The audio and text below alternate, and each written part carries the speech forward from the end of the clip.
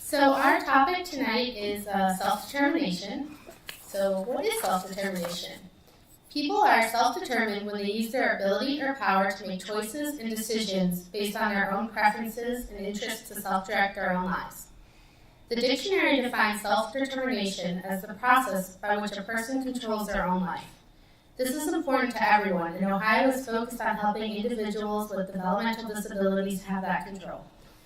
So we're each going to kind of give an example of self-determination that we've done in our life. Mine is I moved out of my parents' house when I was 18. I didn't want to at first, so once I kind of realized that it was awesome, I was really happy that I was able to be self-determined, and I could go out and come home at 4 a.m. if I wanted, or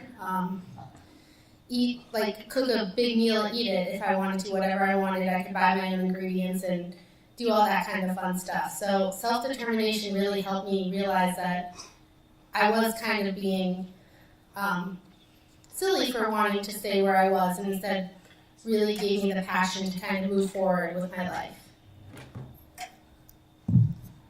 Thank you, Molly.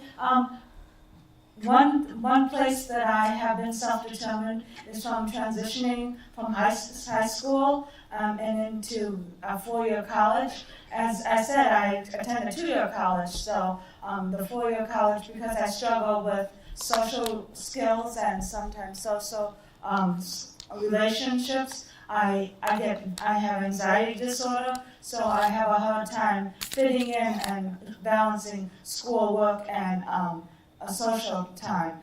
So one thing that was important to me, that I continue my education, but at a less stressful pace. So I go to Lakeland part-time. And it took a lot of self-determination to admit the fact that I, even though I still wanted to go to college, admit the fact that I can't always get what I want, but I can still get my dream in the long run. And now Sean would like to talk about his.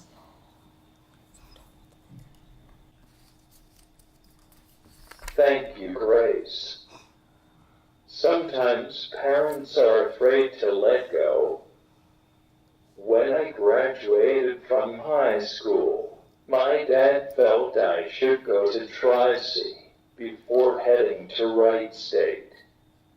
My mother, who you will hear from later, supported me in my decision to start at Wright State. It took me some time to adjust to living on my own at college. I learned some life's lessons, and people can learn better from their mistakes by living life on life's terms. So when I moved into my apartment, I had 6 years of experience living on my own. So my adjustment was much easier. With any transition that you know is coming, start working on the adjustments while before the transition is going to take place. We did not do this very well, and I wasn't as well prepared as I could have been.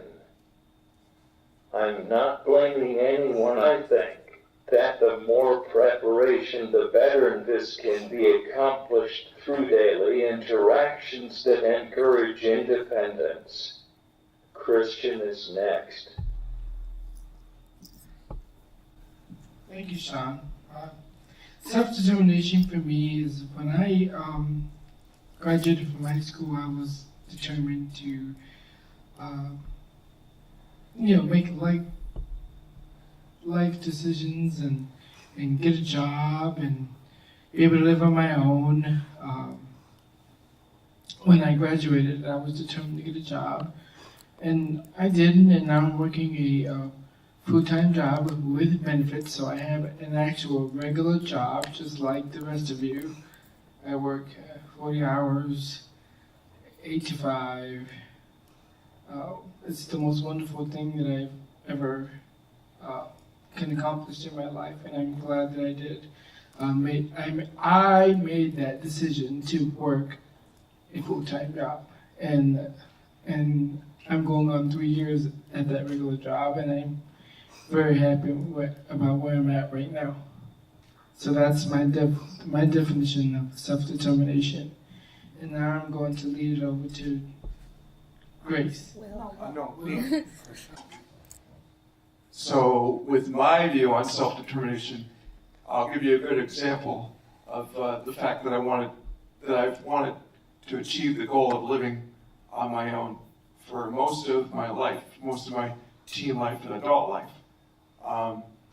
There were a lot of obstacles. Like, for one, we weren't sure if I was going to get the amount of hours that I needed for for the use of caregiving.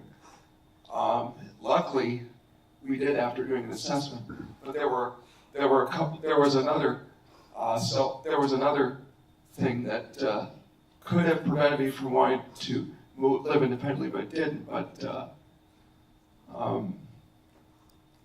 the one hurdle that I had was the one concern that my family and I had was overnight care. Because what if something were to happen, if there was any kind of emergency, fire or whatever?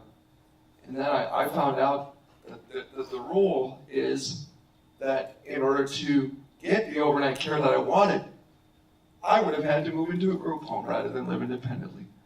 So with that, that's when I realized sometimes we have to compromise and challenge our concerns in order to get the one thing that you very much want in your life. So that, to me, is a good example of self-determination.